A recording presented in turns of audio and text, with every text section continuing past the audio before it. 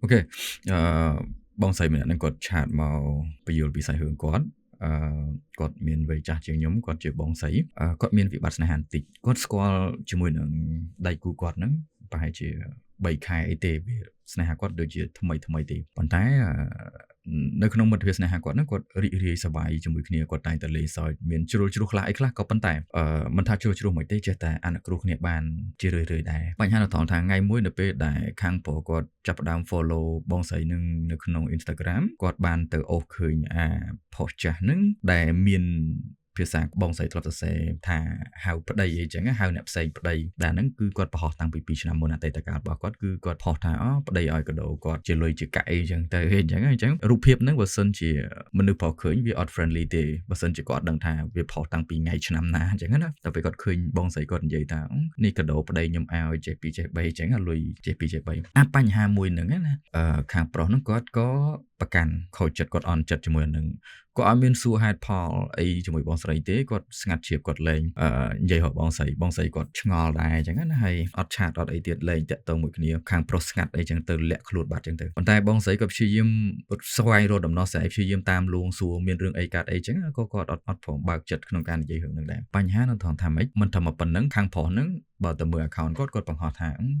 ខ្ញុំត្រូវបានប្រពន្ធគេបោកអីចឹងទៅគាត់និយាយចឹងអញ្ចឹងពាក្យហ្នឹងវាដូចជាធ្ងន់ដែរក្នុងការចោទប្រកាន់ថាបងស្រីគឺជាអ្នកដែលបោកដោយសារគិតថាបងស្រីមានប្តីហើយទៅបោកគេផ្សេងទៀតអីអញ្ចឹងណាអូខេរឿងគាត់មានតែប៉ុណ្្នឹងឯងប៉ុន្តែបងស្រីគាត់សួរខ្ញុំថាតើអាហ្នឹងវាមានន័យថាម៉េចសុកប្រកាន់ខឹងនឹងគាត់ទាំងដែលគាត់ឲ្យមានលទ្ធភាពក្នុងការបកស្រាយហើយសុកប្រកាន់ខឹងនឹងគាត់ទាំងដែលមិនព្រមមកស្វែងយល់ពីសាច់រឿងសិនហើយនៅពេលដែលបងស្រីបង្ហាញអារម្មណ៍ប្រាប់ថាគាត់ខូចចិត្តគាត់អីចឹងខាងប្រុសហ្នឹងប្រហែលជាធុញខ្លាំងពេកក៏ប្លុកបងស្រីនឹងចោលតែម្ដងដោយសារសំណួរបងស្រីសួរថា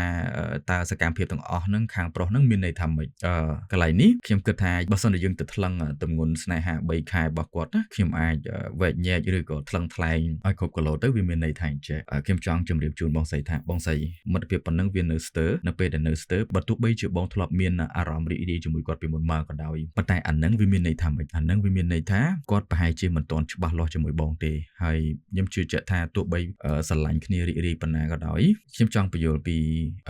ប្រភេទមនុស្សប្រុសមួយចំនួនពាក់ព័ន្ធទៅលើអេយ៉ាបតរបស់គាត់ពេលខ្លះមនុស្សប្រុសគាត់សម្រេចចិត្តដើរចេញទាំងដែលអត់ព្រមរកដំណោះស្រាយវាអាចមានន័យថាគាត់ប្រហែលជាមិនទាន់បានសម្រេចចិត្តថាចង់ផ្ចង់ផ្ដើមស្នេហានឹងឲ្យបានពេញលេញទេពីព្រោះមានន័យថាគាត់អត់ចង់វិនិយោគចិត្តទៅផ្ចង់ផ្ដើមចង់ទៅដោះស្រាយវិបត្តិអីទេរូបភាពមើលមកអាចថាគាត់ស្រឡាញ់យើងគាត់ចង់បានយើងព្រោះគាត់ប្រហែលជាអត់ទាន់មានលទ្ធភាពរកវិធីបែកពីយើងបានអញ្ចឹងគាត់ចេះតែបដោយខ្លួនឲ្យធ្វើហាក់បីដូចសប្បាយចិត្តអីជាមួយយើងអញ្ចឹងណាប៉ុន្តែតាមពិតទៅប្រហែលជាក្នុងចិត្តគាត់ចង់បែកពីយើងតាំងពីងាយពីអាយមកហើយគ្រាន់តែគាត់រកហេតុផលក្នុងការបែកវាមិនទាន់អញ្ចឹងប្រហែលជាគាត់ចាំមើលតតែយើងមានកំហុសអីមួយហើយវាសមហេតុសមផលមានហេតុផលគ្រប់គ្រាន់គាត់សម្រេចចិត្តបញ្ចប់តែម្ដងហើយអាហ្នឹងគឺជាមូលហេតុដែលគាត់គ្មានចេតនាចង់មកស្វែងយល់មកសាកសួរឬក៏ផ្ដល់ឱកាសឲ្យយើងបកស្រាយដែរហើយក៏អាហ្នឹងមកប្រភេទហើយអាមកប្រភេទទៀតហ្នឹងមនុស្សប្រុសខ្លះគាត់ក៏ចិត្តគាត់រឹងហ្នឹងគាត់ជាមនុស្សដែលចូលចិត្តគិតតែខ្លួនឯងត្រូវអីអញ្ចឹងណាអញ្ចឹងពេលខ្លះបើថ្លឹងទៅអារម្មណ៍គាត់ស្រឡាញ់យើងវាស្ទើរដែរវាមិនជាអស្ចារ្យមិនធំធេងអីផងនៅពេលដែលមានរឿងបញ្ហាប៉ុណ្ណឹងគាត់អត់ចង់ទៅវែកញែកបញ្ហាហ្នឹងទេព្រោះតែកាលណាវែកញែកឬក៏ស្ដាប់ហេតុផលរបស់យើងទៅលទ្ធផលនៃដំណោះស្រាយវានឹងបូកដកគូនចែកស្មើនឹងថាគាត់ជាមនុស្សចិត្តឆ្អៀតព្រោះវាជាការយល់ច្រឡំហើយពួកបងស្រីក៏មិនមែនជាមនុស្សទៅនិយាយហៅគេប្តីហើយបានទៅមានប្តីមែនតែនដែលបានន័យថាបងស្រីទៅបោកគាត់ដែរអញ្ចឹងបើសិនជាទៅកកកកាយរឿងនឹងជាមួយបងស្រីលទ្ធផលចេញមកវានឹងមានន័យថាខាងប្រុសនឹងចិត្តឆ្អៀតហើយខាងប្រុសនឹងគឺជាមនុស្សដែលយល់ច្រឡំប្រច័ណ្ឌខុសរឿងអីចឹងហើយបើសិនជាទៅកកកាយគាត់ប្រឈមជាមួយនឹងលទ្ធផលបែបហ្នឹងគាត់សុខចិត្តអត់កកកាយហ្មងគាត់សុខចិត្តផាត់វាចោលហើយធ្វើជាងងក់ខឹងហើយបញ្ចប់ពីយើងទៅទៅអញ្ចឹងមិនថាហេតុផលទី1ឬក៏ហេតុផលទី2វាមានន័យថាគាត់នឹងអត់មានចេតនាចង់បន្តមិត្តភាពស្នេហាជាមួយបងទេអញ្ចឹងខ្ញុំចង់ឲ្យបងស្រីថ្លឹងជាមួយនឹងទម្ងន់ក្តីស្រឡាញ់ដែលបងមានក្នុងរយៈពេល2-3ខែហ្នឹងតើវាមានន័យប៉ុណ្ណាសម្រាប់បងប៉ុន្តែសម្រាប់ការយល់ឃើញរបស់ខ្ញុំគឺខ្ញុំចង់បញ្យល់បងថាវាមិនធំដុំអីទេហើយបើទោះបីជាបងចង់ទៅរកដោះស្រាយបញ្ហាមួយក៏ដោយបញ្ហាហ្នឹងមិនមែនជាបញ្ហាបងទេបងមិនមែនជាមនុស្សដែលខុសមែនតែនទេបើទោះបីមើលមកហាក់បីដូចជាបងខុសក៏ដោយហើយបងក៏អត់មាន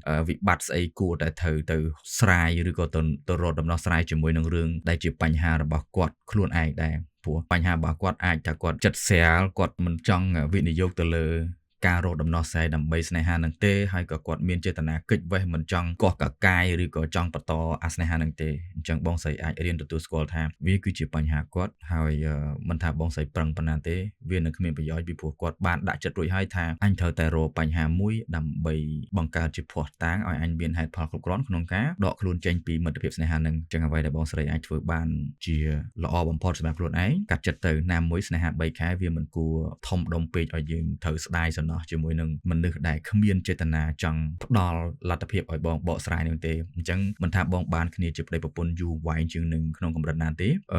តថ្ងៃមុខវាគង់នឹងមានរឿងនឹងឲ្យតែមានបញ្ហាគាត់នឹងមិនចង់បើកចិត្តនិយាយដោះស្រាយឬក៏ចង់មកសួររកខុសរកត្រូវអីទាំងអស់អញ្ចឹងចំបងគឺជាមនុស្សលេងសើចច្រើនដែរខ្ញុំជឿជាក់ថាសកម្មភាពច្រើនណាស់ដែលអាចទើសទាល់ចិត្តរបស់គាត់អញ្ចឹងវាគង់តែបងមានលទ្ធភាពទៅបង្កើតកំហុសអចេតនាអីអញ្ចឹងទៅហើយគាត់គង់តែយល់ច្រឡំច្រើនហើយបងគង់តែឆ្លោះគ្នាច្រើនជាពិសេសឆ្លោះគ្នាហើយបងគ្មានលទ្ធភាពទៅរកដំណោះស្រាយទៀតដោយសារតែគាត់នោះជាមនុស្សដែលសុខចិត្តយកបញ្ហាហ្នឹងសរុបសេចក្តីទៅអញ្ចឹងដោយមិនព្រមផ្ដល់ឱកាសឲ្យបងក្នុងការបកស្រាយអញ្ចឹងទោះបងមានស្នេហាជាមួយគាត់ក៏វាគង់តែបង្ហាញពេលវេលាបងច្រើនជាមួយនឹងមនុស្សបែបហ្នឹងដែរបងទទួលយកបង move on បងរកអ្នកថ្មីទៅវាល្អជាងអរគុណច្រើន